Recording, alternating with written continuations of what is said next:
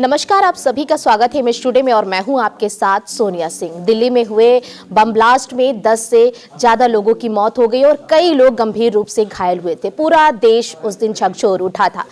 जो आतंकी वो हमला हुआ था, उन्हीं के रडार पर कहीं ना कहीं जो हिंदू थे, जो सनातनी हिंदू थे, जो संगठन है, वो भी रडार पर थे।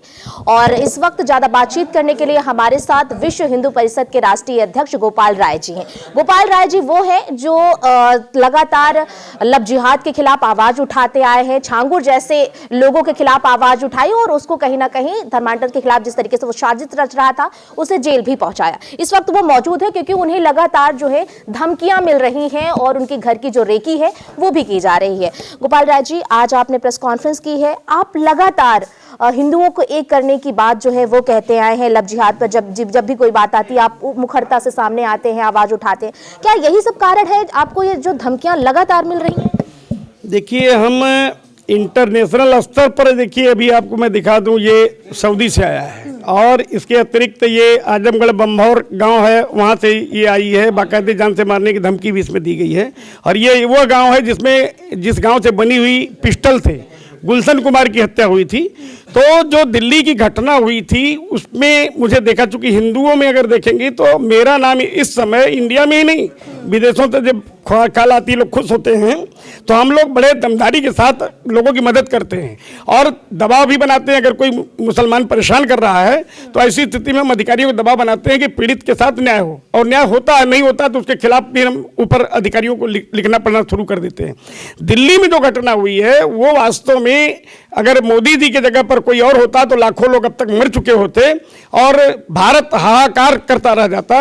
और विश्व हिंदू रक्षा परिषद का मानना यह है कि जल्दी से भारत हिंदू राष्ट्र बने, क्योंकि हिंदू राष्ट्र नहीं बनेगा तो आने वाले समय में निश्चित रूप से इस्लामी राष्ट्र बन जाएगा, क्योंकि इनकी संख्या हिंदुओं की कम होती जा रही है।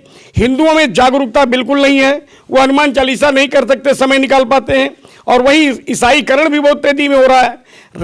हर रविवार को कम से कम कुछ नहीं तो पूरे देश में देखिएगा तो लगभग 25,000 आदमी ईसाईकरण कर रहे हैं, इस्लामीकरण अलग हो रहा है।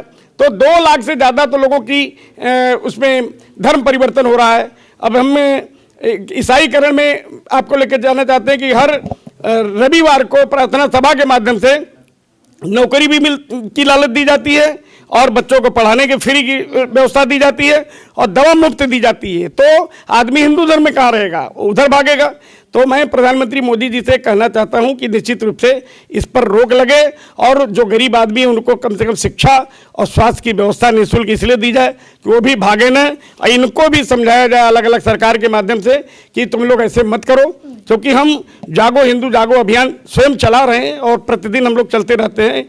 क्योंकि गूगल पे जब सर्च होता है तो हम क्या काम करते हैं हमारा रोज उस पर चढ़ता भी है। तो ऐसी स्थिति में ये लाखों लोगों को जान से मारने की साजिश थी और ये साजिश रुकेगी नहीं, ये चलती रहेगी, क्योंकि अब ये AK-47 की जगह केमिकल आ गया है। अब केमिकल डाल करके ये मारेंगे। और सबसे बड़ा दुर्भाग्य ये है कि मैं 61 का हो गया हूँ, आज तक मैंने ये नहीं देखा कि कोई डॉक्टर इतना बड़ा रैकेट चलाएगा और इसमें इंटरनेशनल साजिश है। ये केवल इंडिया के लोग नहीं है, विदेशी भी ताकत है। अब ये कायदे से जांच होगी तो सारे खुलासा हो जाएंगे। और रही बात मेरे ऊपर जो हमले की बात है, तो पूर्व में भी हो चुका है। हमारे ऊपर जम्मू कश्मीर में भी हमला हुआ है और वाराणसी में गोली मारी गई थी, सारे रिकॉर्ड आपको चला भी गया होगा। दूसरी चीज़, हम अपने सुरक्षा के प्रति चिंतित नहीं हैं, देश के प्रति चिंतित है। इसलिए आज के प्रेस कॉन्फ्रेंस का मेन मामला ये था कि जागो हिंदू जागो अभियान, चूंकि जागेंगे नहीं तो निश्चित रूप से मरेंगे। अब इसलिए अलर्ट रहना, जिस तरह चौकीदार गेट पर खड़ा रहता है उसी तरह से अपने को, हर व्यक्ति को अलर्ट रहने की आवश्यकता है। धीरेन्द्र शास्त्री लगातार जो सनातन हिंदू जो पदयात्रा निकाली थी उन्होंने, आप भी उसमें शामिल होने गए थे? हम भी गए थे, उनके आमंत्रण पर गए थे। चूंकि जो भी कोई बुलाएगा तो इस टाइप का काम कहीं भी होगा, देश के हर कोने में हम लोग पहुंचेंगे और पहुंचते रहते हैं।